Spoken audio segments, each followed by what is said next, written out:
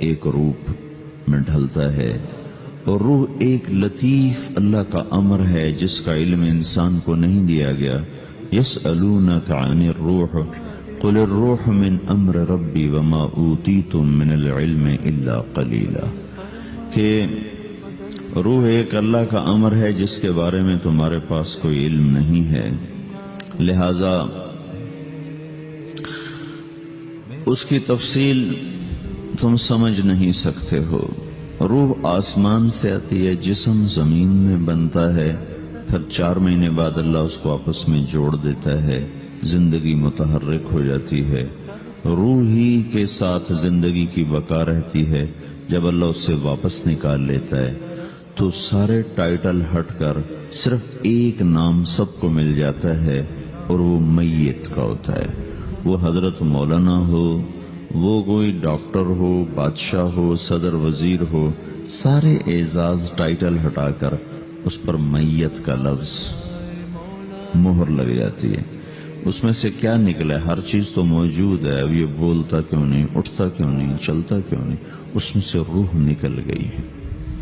روح ہمارے جسم کی اصل ہے، اسے نکال دو تو جانوروں کو بھی پتا ہے کہ اب یہ بے جان چیز ہے، چیونٹیاں کیڑے مکوڑے بھی اس کو کھانے لگ جائیں گے، جانور بھی کھانے لگ جائیں گے، زمین بھی اس کو گلانے لگ جائے گی، ہوائیں اس کو متغیر کرنے لگیں گی۔ روح انسان کے اندر ایک چلتا ہوا زندگی کا کارواں ہے۔ اسے جب اللہ واپس بلاتا ہے تو اللہ یتوفی الانفس حین موتها والتی لم تمت فی منامها۔ موت کیا چیز ہے؟ اس کے 200 جواب ہیں سائنس کی کتابوں میں، اور 200 جواب بذات خود بتا رہے ہیں کہ یہ ایک جواب بھی ٹھیک نہیں ہے، اور قرآن ایک جواب دیتا ہے اور وہی حرف آخر ہے، قل یتوفاکم ملک الموت اللہ یتوفی الانفس حین موتها۔ اللہ ہے جو تمہاری روحوں کو موت کے وقت کھینچ لیتا ہے، تمہارے جسم سے نکال لیتا ہے۔ تو میرے بھائیو، موت کے وقت انسان 2 کیفیت میں ہوتا ہے۔ کچھ لوگوں کی روح ایسے نکل رہی ہوتی ہے کہ ان کے رگ رگ میں وہ پھنس رہی ہوتی ہے۔ وَلَوْ تَرَى اِذْ يَتَوَفَّى الَّذِينَ كَفَرُوا الْمَلَائِكَةُ يَضْرِبُونَ وُجُوهَهُمْ وَأَدْبَارَهُمْ۔ کاش تم دیکھ سکتے وہ منظر جب اللہ کے فرشتے نافرمانوں کی روح کو نکال رہے ہوتے ہیں تو ان کے منہ پہ بھی مارتے ہیں، ان کی کمر پر بھی مارتے ہیں۔ اور اخرجوا انفسکم اليوم، نکالو آج اپنے روحوں اور جانوں، اب تم بچ نہیں سکتے ہو۔ وہ پیچھے ہٹنا چاہتے ہیں، رب ارجعون، مجھے واپس کر دے تھوڑی دیر کے لیے، لعلی اعمل صالحا، اب میں پورا ٹھیک مسلمان بن کے چلوں گا۔ تو اس کے جواب میں ہوتا ہے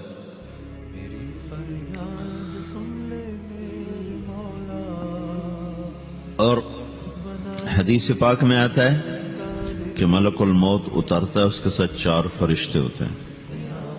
وہ 4 فرشتے آتے اس کی پٹائی شروع کر دیتے ہیں۔ ابھی پرسوں یہ حدیث میں نے پڑھی ابن ماجہ میں کہ ملک الموت کہتا ہے ایتها النفس الخبیثہ کانت فی الجسد الخبیث، اے خبیث روح جو خبیث جسم میں تھی، اخرج باہر آؤ۔ اب وہ واپس تو ہو نہیں سکتا، اپنے آپ کو روک تو سکتا نہیں، تو وہ حیران پریشان خوف زدہ، تو اس کے جواب میں اس کو ملک الموت کہتا ابشری بحمیم وغساق وآخر من شکلہ ازواج، تیار ہو جا خوفناک عذاب کے لیے اور کھولتے پانیوں کے لیے، کانٹے دار جھاڑیوں کے لیے، اور بے شمار عذاب کی شکلوں کے لیے۔ تو اس کی روح کو جب کھینچتے ہیں تو رگ رگ سے وہ کٹ کے نکلتی ہے، تو سارا وجود زیر و زبر ہوتا ہے، سکرات کا درد ساری دنیا کے دردوں پر حاوی ہے۔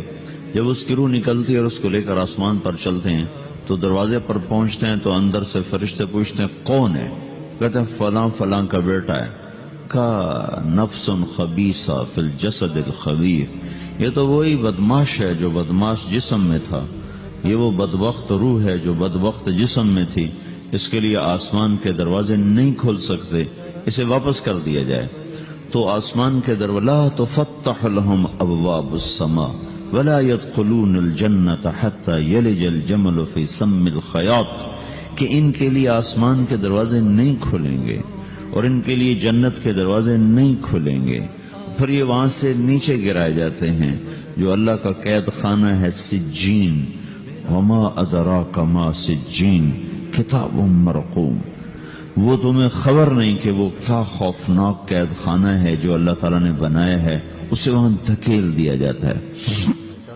پھر قیامت تک اس کے لیے انتظار کی گھڑیاں ہیں اور عذاب کی شدت ہے، اور جب کوئی نیک آدمی اللہ تعالیٰ کے دربار میں جانے کا اس کا وقت آتا ہے تو اللہ تبارک و تعالیٰ فرماتے ہیں ان الذین قالوا ربنا اللہ ثم استقاموا تتنزل علیہم الملائکۃ الا تخافوا ولا تحزنوا وابشروا بالجنة التي كنتم توعدون نحن اولیاؤکم فی الحیاة الدنیا وفی الآخرة ولکم فیہا ما تشتہی انفسکم ولکم فیہا ما تدعون نزل من غفور الرحیم۔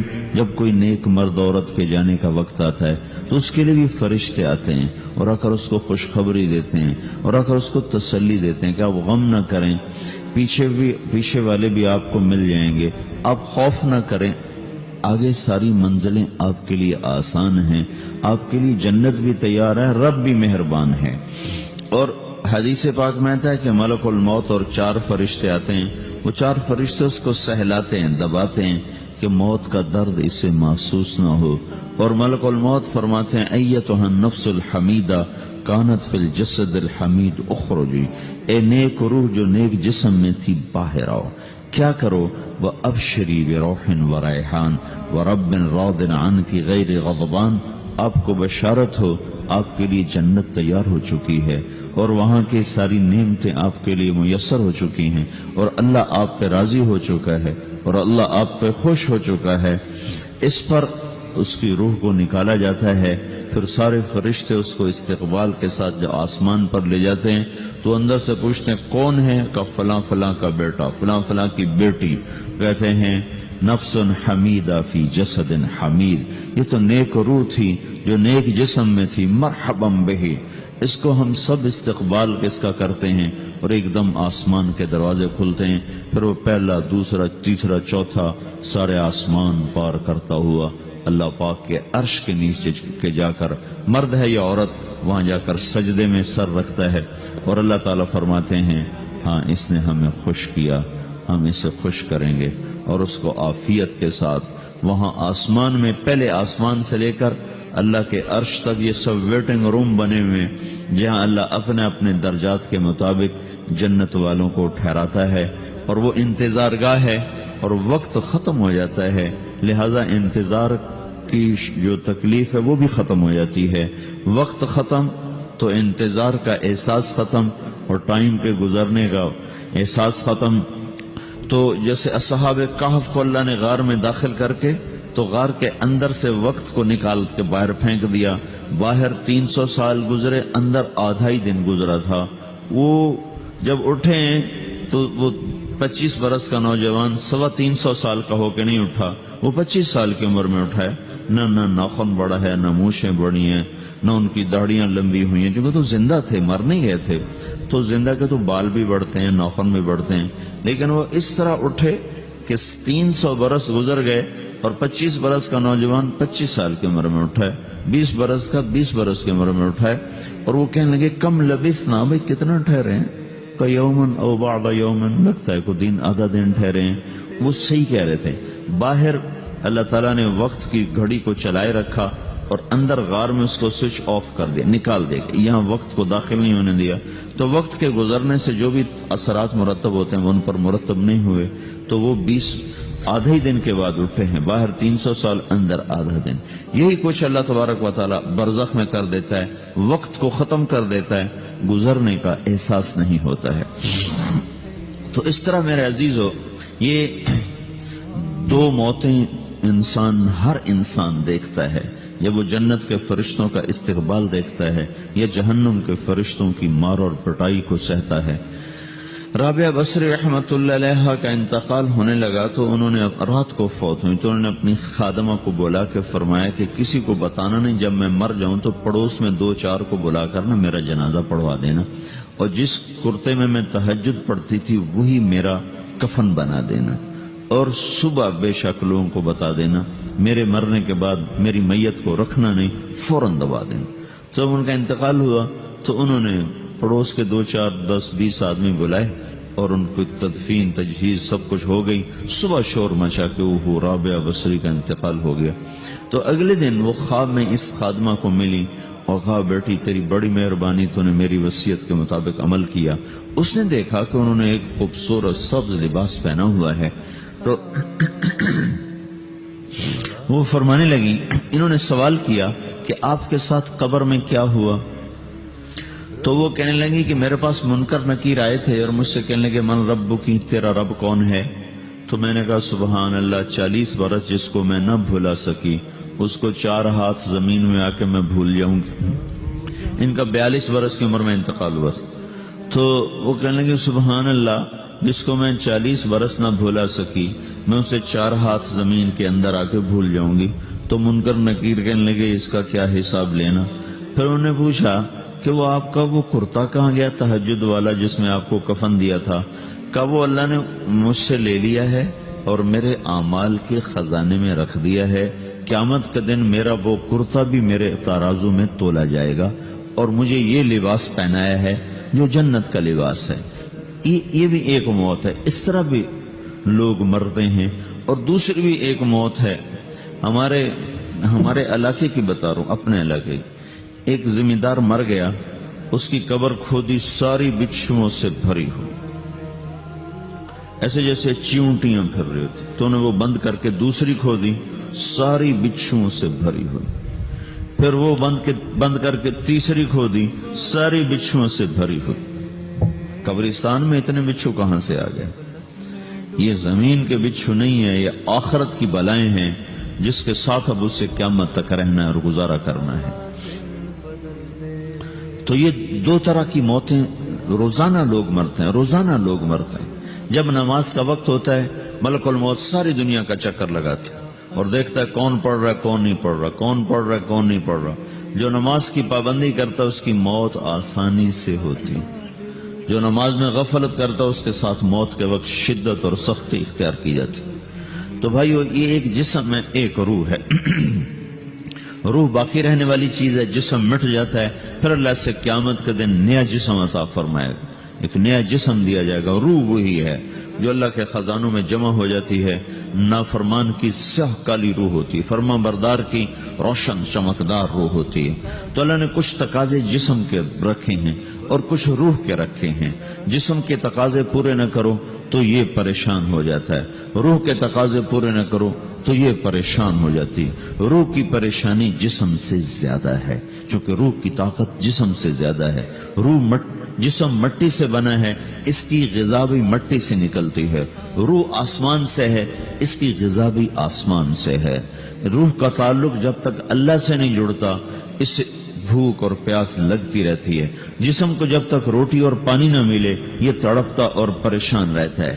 جیسے اللہ تعالیٰ نے ہمارے جسم میں روٹی اور پانی کی طلب کو بے ساختہ رکھ دیا ہے۔ میں بیان کے دوران بھی پانی پی رہا ہوں، آپ دیکھ رہے ہیں کہ میرا حلق سوکھ جاتا ہے، مجھے طلب محسوس ہوتی ہے پانی، حلق سوکھتا ہے پانی کی طرف بھاگتے ہیں، بھوک لگتی ہم روٹی کی طرف بھاگتے ہیں۔